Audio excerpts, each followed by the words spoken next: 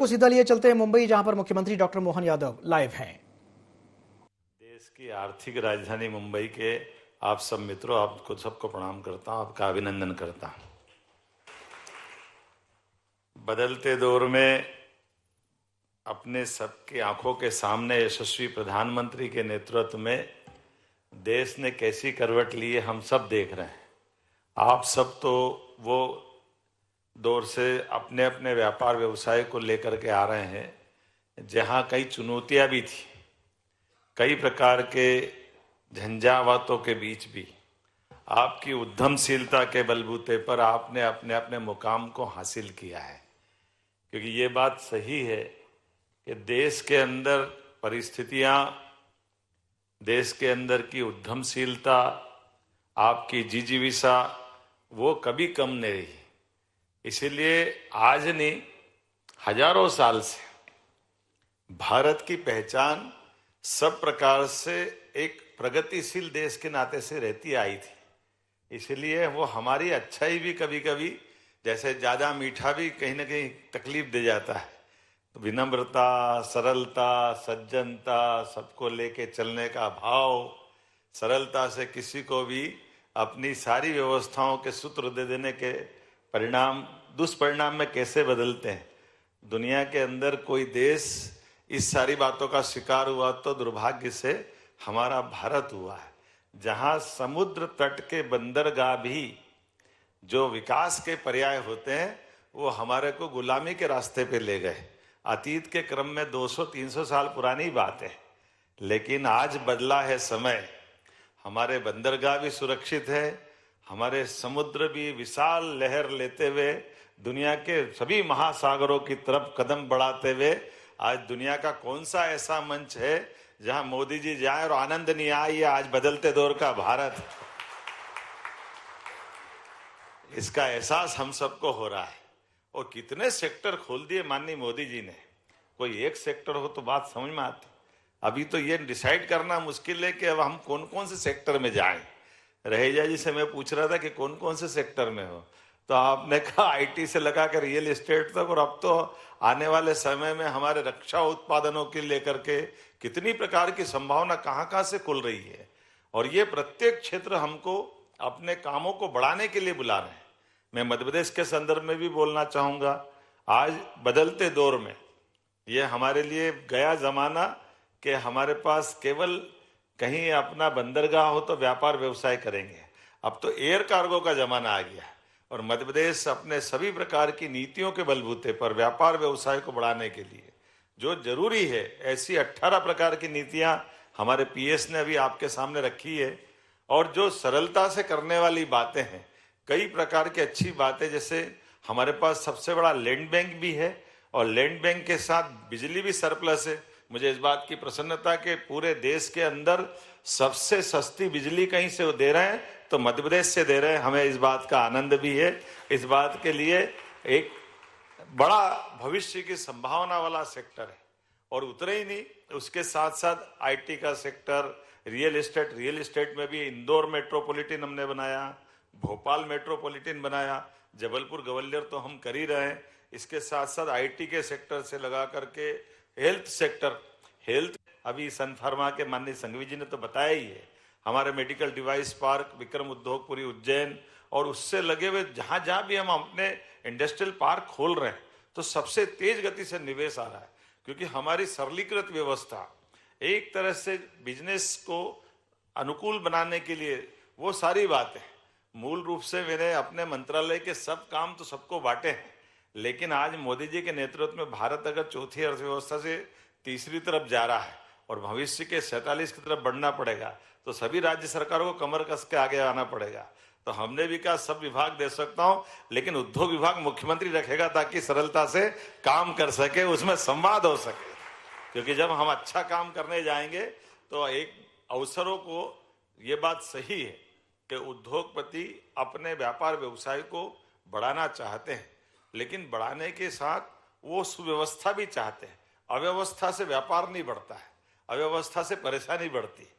और सुव्यवस्था की तरफ बढ़ते हैं तो वो उसमें बात का भी पक्का होना चाहिए, काम का भी पक्का होना चाहिए, और व्यवस्थाओं के भी पक्के होना चाहिए। सरकार के बलबूते पर हम अगर कोई काम करने जा रहे हैं तो समयबद्ध से सुशासन की नीतियों के बलबूते पर। लेकिन हमने कहा हमारी पॉलिसियां तो है ही, जितने प्रकार की पॉलिसियां उससे सरलता से आप सबको वो पॉलिसियों से बताएंगे।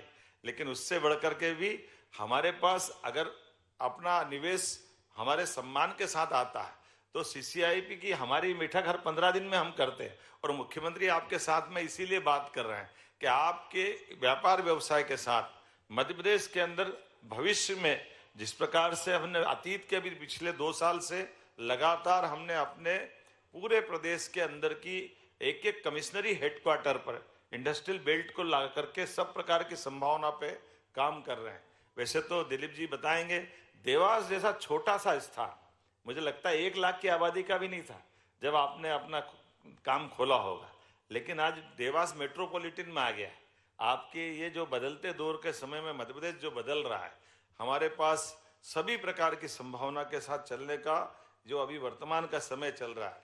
अब ये आज का समय भी ऐसा है, जब मैं महाराष्ट्र में आकर बात कर रहा हूँ तो मैं महाराष्ट्र से अलग नहीं हूँ, महाराष्ट्र से हमारा अतीत का संबंध है।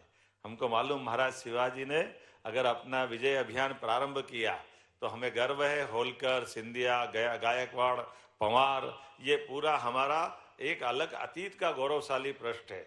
अगर हमारे देवालय के ध्वजा अगर महाकाल की लहरा रही है तो उसमें बहुत बड़ा योगदान महाराज शिवाजी का है। हमें इस बात का आनंद है, उस पर गर्व भी है।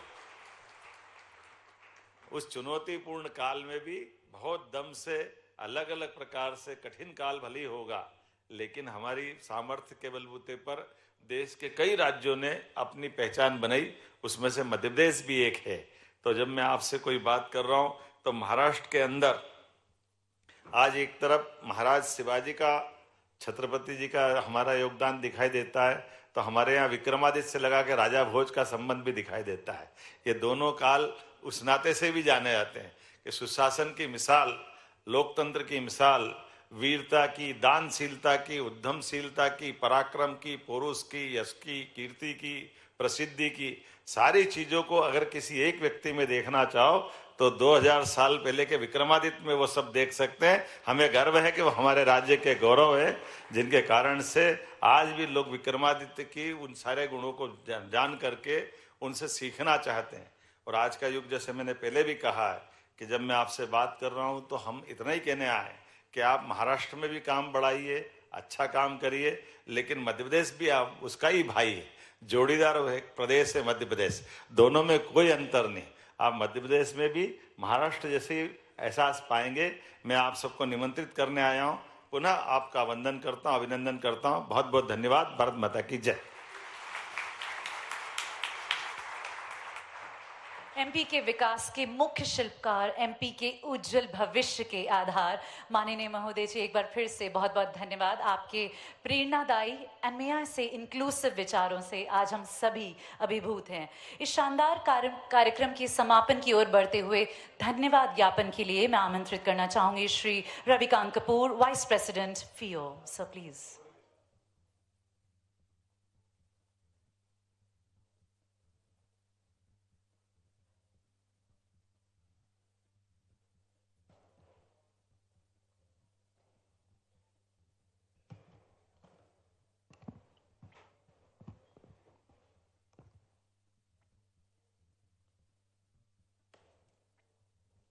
माननीय मुख्यमंत्री जी doctor Mohan Yadav ji, Shri Raghvendra Kumar Singh ji, principal secretary, department of industrial policy, investment promotion, government of MP, Shri Chandramouli ji Shukla, managing director MP IDC, distinguished dignitaries on the dais, and also all our esteemed guests and dignitaries. I believe today has been quite a wonderful day, apart from the little delays that have taken place for whatever logistical reasons. It is a very befitting moment that you have the Honorable Chief Minister Sahab from Madhya Pradesh, the largest landmass in India, if I'm not mistaken, The name is Madhya Pradesh, which means it is the center of India. It's a place where our Honorable Mukhyamantri ji is born in Ujjain, the land of Shri Mahakal. May I say Har Har Mahadev. God always blesses everybody. We go back, sir, thousands of years, as you just mentioned. Somebody mentioned the Rig Veda was 1 lakh years old. We are yet trying to reconfirm that through some scientific work. And India is not a country, it's a nation, a civilization that has withstood the test of time. In spite of, from 1,000 years ago, when we had a GDP, a world GDP of 25%, today we are 2.5%. It was a country right till 1757, till the British came to India, and we still maintained those high GDP levels. We had Nalanda, where you had 160 countries sending their students for training. And it's a legacy that we have to reclaim and regain. Whatever has been broken can be remade. Because we have all the information by word of mouth, or most of it, and the rest can be done. And that is one of the reasons why India is shining intellectually. Coming back to Madhya Pradesh, I work with them. I represent FIO. I'm the Vice President. My name is Ravikant Kapoor. We are already working with Madhya Pradesh as part of the Western region, which Saab just mentioned, that with Maharashtra and Madhya Pradesh, also we have Gujarat and Goa. So we from the Bombay region or the Mumbai region are representing them and also trying to see that exports can go up from the entire region. We find that there are regional imbalances, must have happened historically because Bombay was a port town and this is a place which everybody congregated. So our exports from Maharashtra are 65 billion. Gujarat leads, I think, because of petroleum at 113. With Madhya Pradesh, we are coming close to 10, but there's a lot of chance for improvement. It's virgin territory where we can invest a lot and take much more out of it. The question really, sir, is of distances. I know it's a vote of thanks, but I would like to mention a few points for your kind consideration. Very rarely we get to get these opportunities. The main things are distances. And I've raised this matter on 30th June in open house with Shri Piyush Goyalji on behalf of FIO. That the people who are in the middle of India, and I said it doesn't concern me because both my factories are in either Bombay or in Gujarat, very close to the ports. We need to find a solution by the people who are in the middle of India or away from the port towns are able to find, are able to export their goods, because export means it has to go through the ports. Air is very, very expensive. So it's something that we are requesting you to look at. We've already sown the seeds in the minds of the Commerce Department. We have a one-to-one. I will elaborate on that much more. And probably the second thing that you can also look, sir, is at IT. IT doesn't need any transport. You can do IT from any part of the world. It's something which could be growth areas for your esteemed state. We have a lot of large crowds here today, and everybody appears to be quite excited with the work that is coming out of Madhya Pradesh. And we just want that all India should develop, because that is the garv for us, for the whole country. It's not that one prant or second prant is doing it. We should be doing it all over. Your contribution politically, your contribution as a state are giving good service. They only have good things to speak about. And I thank you all for organizing and sparing your time for coming to this venture. And all the esteemed people on the dais and all of you, equally important, sir. And may I also thank the Trident and the Oberoi Hotel groups, MPIDC, CII, and the FIO staff for making all this possible. And most of all, sir, I thank you very much for gracing the occasion. Thank you so much, sir.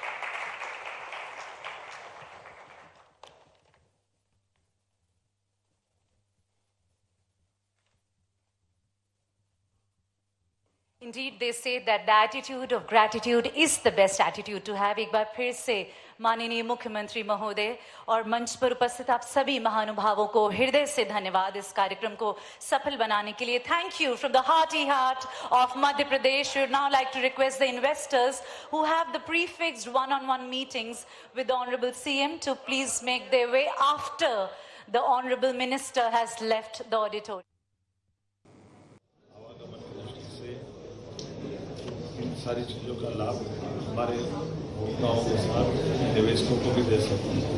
मुझे इस बात की प्रसन्नता कि पूरे देश के अलग अलग राज्यों में जा करके भी हम अपने निवेशकों के लिए आकर्षक पॉलिसियों के बलबूते पर पिछले फरवरी माह में माननीय प्रधानमंत्री जी की मौजूदगी में GIS में भी हमने बड़े पैमाने पर पिछले साल के रीजनल इंडस्ट्री कॉन्क्लेव करते हुए लगभग 30 लाख करोड़ के निवेश उस समय आमंत्रित किए थे.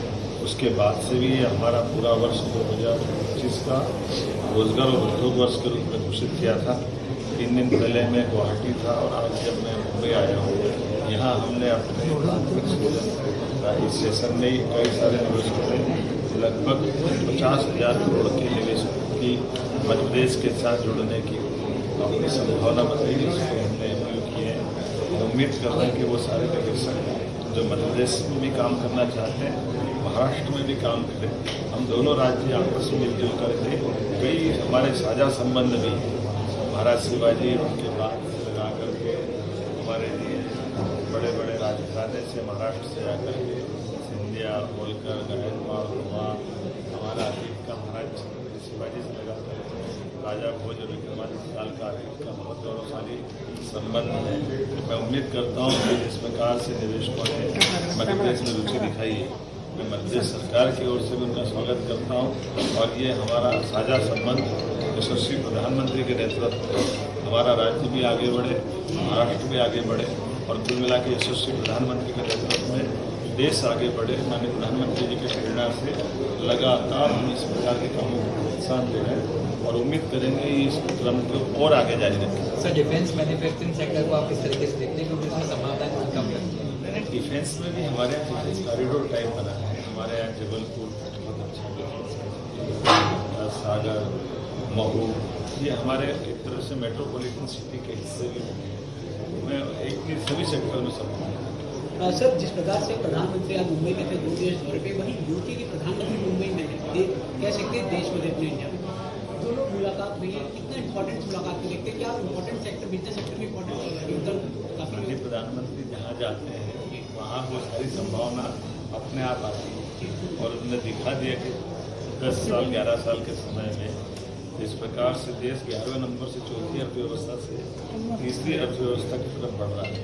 ये उनकी शासन की सुशासन की पद्धति जिसके भरोसे से व्यापार व्यवसाय भी बढ़ रहा है और सभी सेक्टर में भारत की मान सम्मान की वृद्धि होते हुए आम जनजीवन भी खुशहाल हुआ है.